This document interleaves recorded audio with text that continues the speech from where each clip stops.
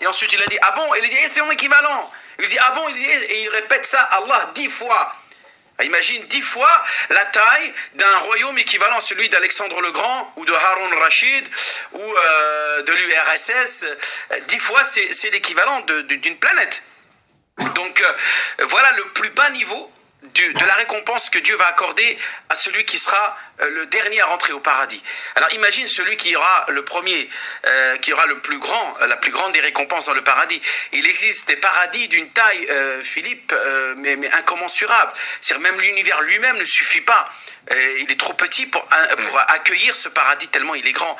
Il faut savoir qu'au-delà de l'univers, il existe d'autres créations qu'Allah Azza wa Jalla, notamment le paradis, l'enfer, etc.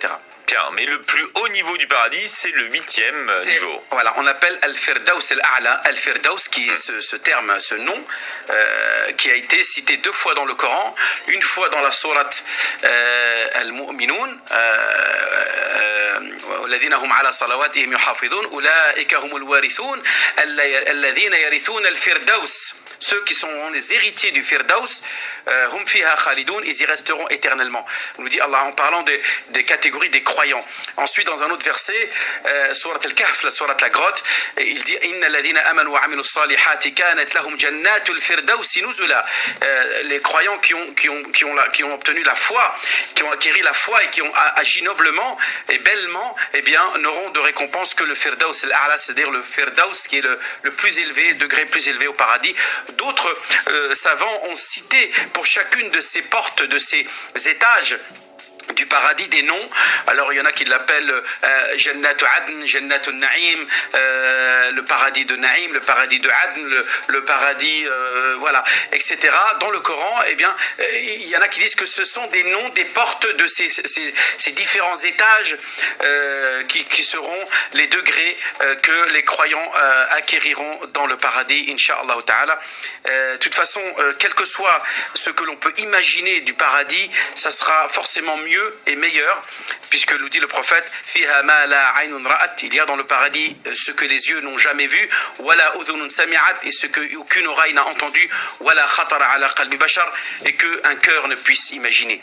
Donc quelles que soient les descriptions que nous font le Coran, ça sera toujours un euphémisme, c'est-à-dire en dessous de ce qu'est véritablement la récompense qu'Allah Azza wa Jalla accorde aux gens qui agissent noblement.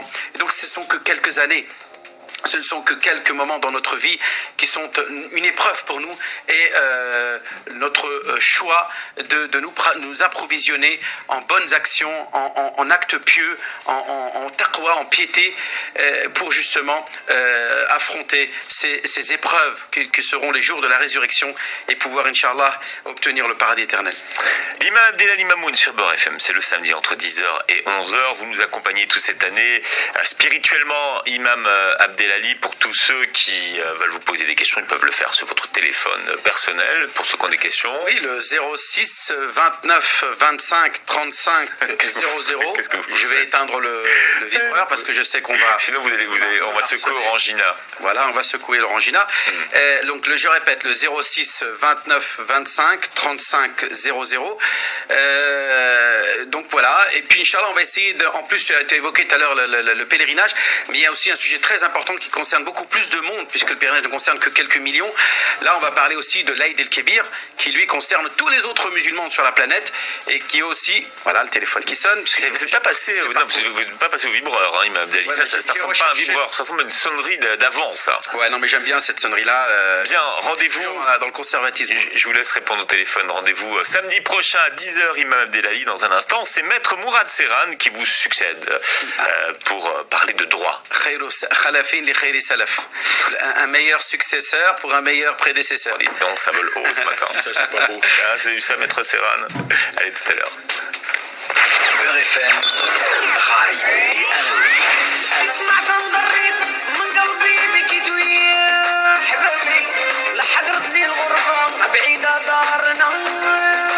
Puis ça ça m'énervait un peu d'écouter les éternelles questions qui étaient posées au camarade Alain Delabo. Oui, docteur, j'ai un gros ventre, qu'est-ce que je peux faire?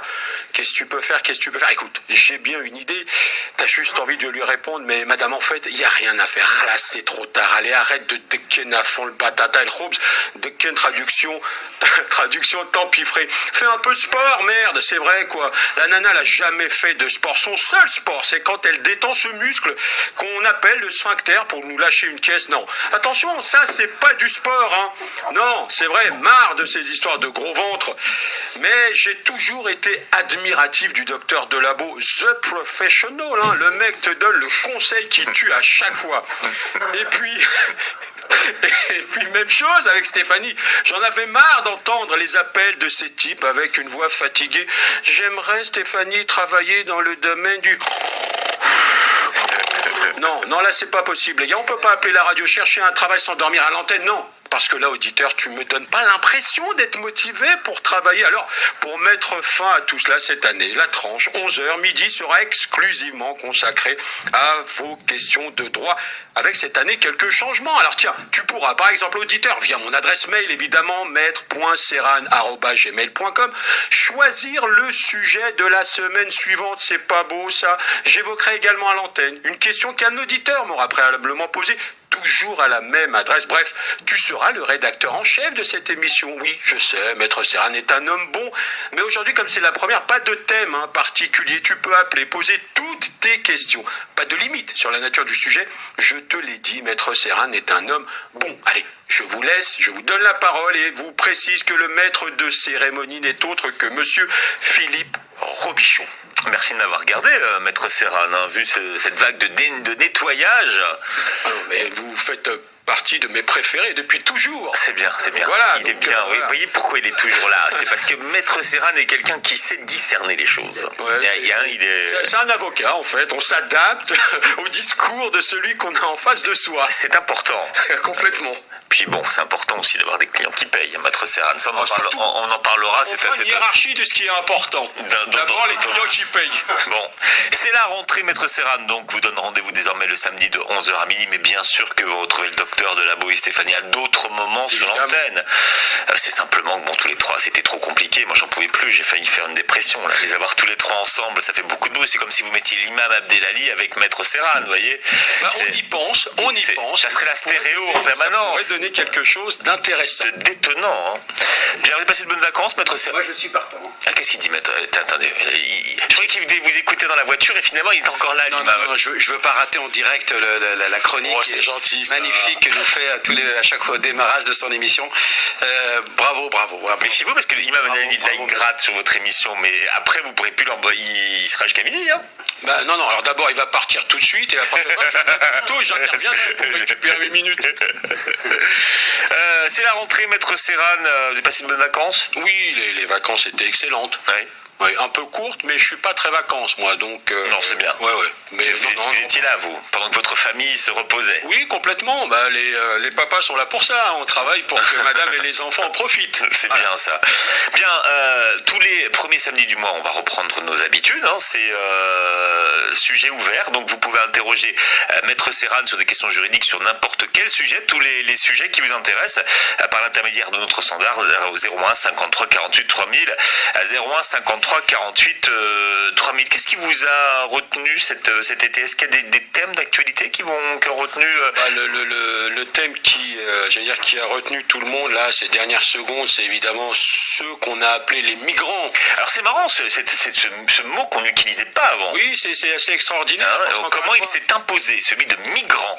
Il s'est imposé, j'allais dire, à cause aussi des journalistes. C'est-à-dire qu'il faut aussi savoir choisir son vocabulaire, à cause aussi des hommes politiques. Migrant, l'impression que c'est l'oiseau migrateur, c'est-à-dire qu'il vient, il est de passage et il va partir. On a affaire à des personnes qui sont des réfugiés, qui sollicitent l'asile politique. Donc ça n'a absolument rien à voir avec le migrant, c'est important.